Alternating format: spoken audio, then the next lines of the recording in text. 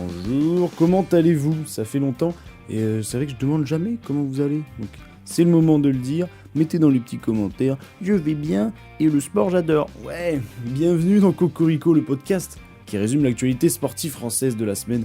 Dans cette émission on va parler de la semaine qui vient de s'écouler, à savoir du 18 au 24 novembre. Alors on va parler de l'équipe de France de rugby, la fin de la Formule 1, de la Coupe Davis en tennis ou encore de ping-pong avec les frères Lebrun. On reprend l'actualité sportive, c'est parti.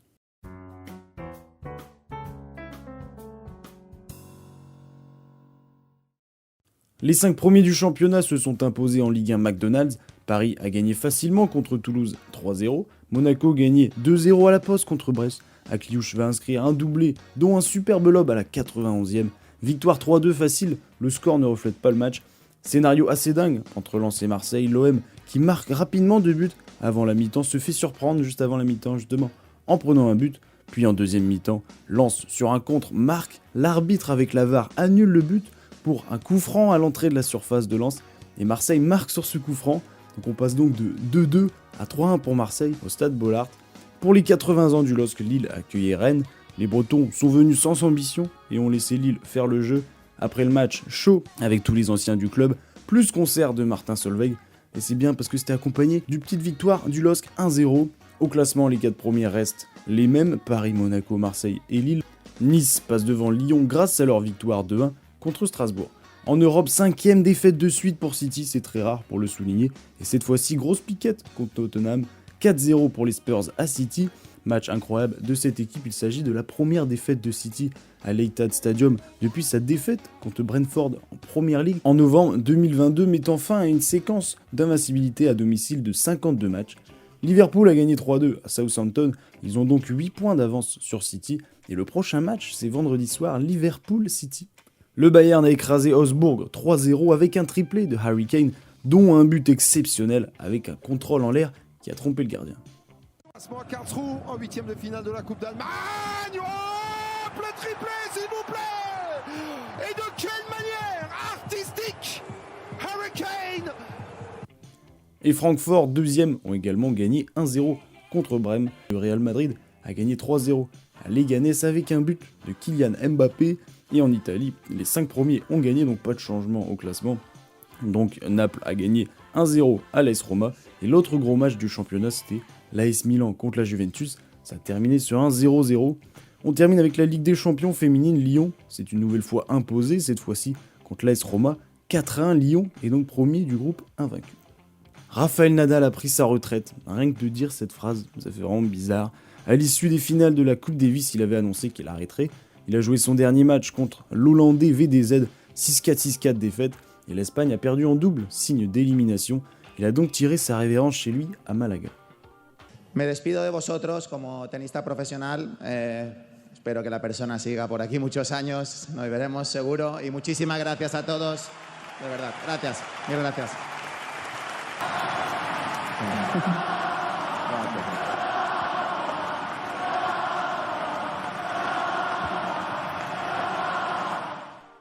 Il ne reste donc plus que Novak Djokovic pour le carré magique. Profitez de Novak avant d'être nostalgique.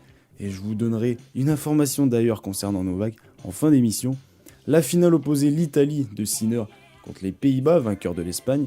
Le résultat est sans appel, Berrettini a gagné son simple 6-4, 6-2 et Sinner lui-même a gagné 7-6, 6-2 contre Gexpor.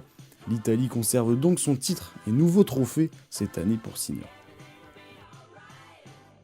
On passe en basket, les joueurs de la semaine en NBA sont connus, c'est De'Aaron Fox, le meneur de Sacramento, et Franz Wagner, le joueur de Orlando.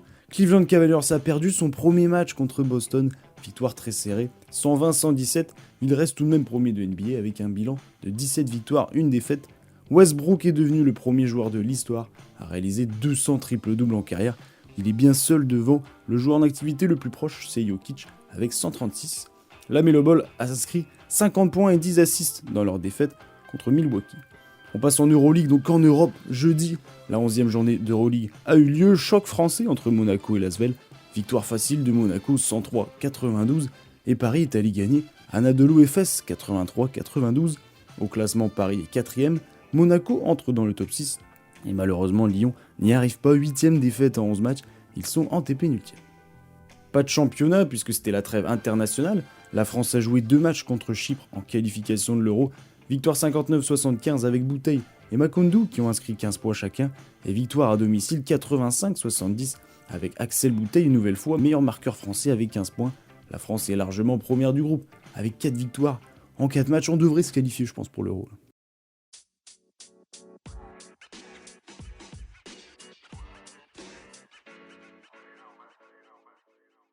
Le Grand Prix de Las Vegas en Formule 1 a eu lieu ce week-end. La course s'est déroulée de nuit, 50 tours comme l'année dernière. Est-ce que Max Verstappen a été une nouvelle fois titré pour la 4e année consécutive? On va voir ça tout de suite. Eh ben ouais. Au départ, Russell était en pole position devant Sainz et le français Gasly, et oui. En 10 tours, Max va passer 2e, dépassant un par un les concurrents. Gasly doit malheureusement abandonner. C'est récurrent avec les Français en Formule 1. Au 16e tour, le moteur était défectueux. Hamilton également gratte tour par tour. Au 32e tour, Hamilton dépasse Verstappen et prend la 2e place. Max n'a pas vraiment besoin de défendre ses positions, donc il laisse dépasser sans broncher. Sainz et Leclerc le dépassent également et prennent la 3 et 4e place. Victoire de Russell qui est resté premier du début à la fin, sans inquiétude. Hamilton a fait une très belle course, il finit 2e et Sainz 3e. Ocon, le seul français donc, a fini 17e. Mais l'événement, c'est Max Verstappen qui est champion du monde de Formule 1 pour la 4e année consécutive. Et McLaren remporte la compétition des constructeurs devant Ferrari et Red Bull. On part en sport de combat, grosse info, le combat retour entre Baki et Doumbé sera au 2e trimestre 2025. Doumbé devrait quand même combattre avant. Bakary Samaké combattait ce week-end pour la ceinture mondiale WBC Silver des moins de 70 kg face à l'expérimenté Wayne Ryan. L'Écossais, toujours invaincu, le Français voulait enchaîner, écoutez bien, une 17e victoire de suite. Alors le résultat en direct. Inlassable. Exactement, à se jeter un petit peu en mettant son crochet du gauche. Et oui, c'est bien ça. Entre les dents, c'est bien ça. Encore une fois. Deuxième down. Oui. Il est obligé de le compter, il a regardé le coin. Il est en train de regarder Il est en train de regarder le coin. J'ai ma dose. Retourner, jeter l'éponge. C'est fini. Il a regardé son coin en disant les gars, je peux plus, ça fait trop mal.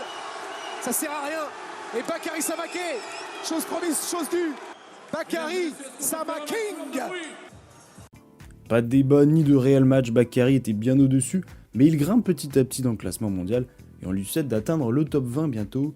Autre match en UFC à Macao, en Chine, le main event était le choc en moins de 61 kg. Le russe Petr Yan contre le brésilien Devenson Figueiredo, le numéro 3 contre le numéro 5 mondial, ça promet. Quel combat! En vrai, je suis loin d'être un expert, en vrai, ou de regarder beaucoup de matchs dans l'année, mais c'est perso le plus beau que j'ai vu cette année. Le niveau des deux combattants, franchement, fabuleux. Je vous invite à aller le voir, il est sur la chaîne YouTube de RMC. C'est Figueiredo contre Yann. Alors attention spoil, je vais spoiler maintenant. Le combat est allé jusqu'aux 5 rounds, au bout des 5 rounds. Avantage pour Yann qui remporte les 3 premiers rounds et le dernier. Il est quand même tombé au sol une fois, après une droite, mais il est quand même relevé, pas de panique. Victoire au point de Petr Yan, énorme combat. Et on termine au Karaté Combat, la ligue professionnelle de karaté full contact. Un combat a eu lieu entre Rafael Alves et James Vick, 2 combattants MMA. Alves a mis un switch kick à son adversaire. KO, vraiment scène très rare en direct. Back underway quickly here. And Vic's got to be careful not to stay in the... Oh my God! What a knockout! Have you ever seen anything? My God! Switch kick, unconscious! What the heck? Oh my God! Goodness! Alves kissed his head. That is the most violent knockout I have ever seen live. Oh, he's still out. Et toutes les vidéos que je mets maintenant, tous les sons, je vais les mettre sur YouTube avec la vidéo de mercredi. En rugby, c'était le dernier match amical pour la France, donc c'était la France contre l'Argentine au Stade de France. Au bout de 10 minutes après un carton jaune de l'Argentine, la France inscrit le premier essai du match, 30-9 à la mi-temps avec 3 essais pour la France. L'Argentine inscrit son premier essai à la 55e. Pierre Barrier inscrit un essai magnifique avec le pied, donc il tire vers l'avant, il court, et franchement il est de pointe, une accélération. Il les a mis sur place à prise. Souvent c'est les gros derrière, donc voilà, tu vois. Et la France domine et s'impose au Stade de France 37-23. Alors les prochains matchs pour l'équipe de France seront en janvier et en février pour le tournoi des 6 nations. En top 14, le Stade Toulousain a écrasé Perpignan 41-9. Bordeaux est allé gagner à Vannes 29-37. Ou encore le Stade Rochelet qui a perdu contre Castres 28-24.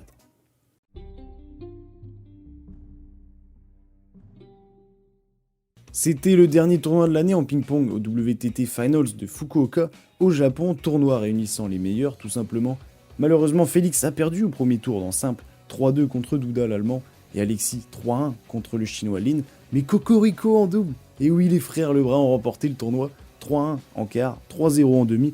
Ils jouaient contre la paire numéro 1 mondiale, les japonais Shinozuka et Togami. Je vous laisse avec le direct.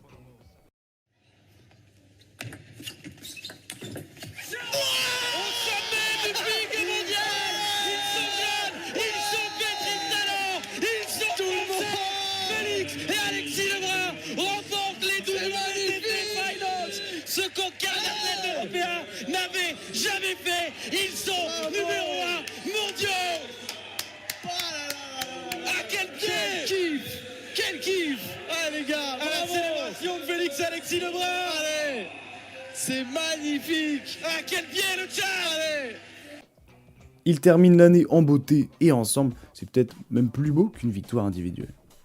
En Ligue Magnus, la Ligue française de hockey sur glace, 3 matchs par équipe ont eu lieu cette semaine. Alors le classement change un petit peu, Grenoble et Angers sont sortis de ces 3 matchs invaincus. Grenoble a notamment battu 2 top 4, Amiens et Bordeaux 3ème, sort avec 2 victoires. La mauvaise opération, c'est Amiens qui repart avec 3 défaites. La Ligue des Champions a repris en handball. Nos 2 clubs français ont malheureusement perdu. Le PSG s'incline 39-28 au Sporting et Nantes défaite 36-30 à Barcelone. Paris est 2ème du groupe A et Nantes est 3ème du groupe B. Et en Star League, la Ligue française, les 7 premiers du championnat ont gagné, ce qui ne va vraiment pas changer le classement. Paris est toujours invaincu en 11 matchs, victoire 31-37 à Chambéry. Nantes 2ème est également gagné 39-30 au Pays d'Aix. Montpellier a gagné 22-24 à Dunkerque et malheureusement Ivry n'a toujours pas gagné la moindre victoire. Ils sont à 9 défaites, 1 nul. En Marmara Spike League, la D1 de volleyball, Tourcoing ne s'arrête pas de gagner, victoire 3-0 à Saint-Nazaire. Poitiers a gagné un gros match contre le 5ème 3-0 à Cannes et Chaumont complète le podium, victoire 3-1 à Paris. Saint-Nazaire et Chaumont sont en Ligue des Champions, 2 matchs ont eu lieu, Saint-Nazaire est à 1 victoire, 1 défaite et Chaumont 2 défaites. Tourcoing est déjà en phase de finale de la Challenge Cup, donc c'est la 2ème coupe européenne en volleyball. Ils ont gagné les 16e de finale 2 fois 3-2 contre le Panathinaikos, ils sont en 8e de finale et ils vont affronter Lublin. On termine par la meilleure partie, les infos rapides. 15 jours depuis le départ du Vendée Globe, il reste encore un peu moins de 20 000 km. Le classement, après 2 semaines, top 5 français avec Charlie Dalin qui est repassé premier, suivi par Thomas Ruyant et Johan Richomme. La DNCG, le gendarme financier de la Ligue 1, a rétrogradé à titre conservatoire Lyon et Martigues. Donc qu'est-ce que ça veut dire ? Ça veut dire qu'ils vont devoir apporter des preuves en fin de saison de leur stabilité financière, sinon ils vont être relégués. Donc Lyon serait en Ligue 2 et Martigues en National. Andy Murray est devenu l'entraîneur de Novak Djokovic. Rien que dire ça, c'est incroyable aussi. Et ouais, les 2 meilleurs mentales du tennis moderne sont réunis. Et pour terminer, Manuel Neuer a battu le record du nombre de clean sheets en Ligue des Champions. Il en est à 60 matchs. 2ème, c'est Casillas avec 59 et Buffon 53.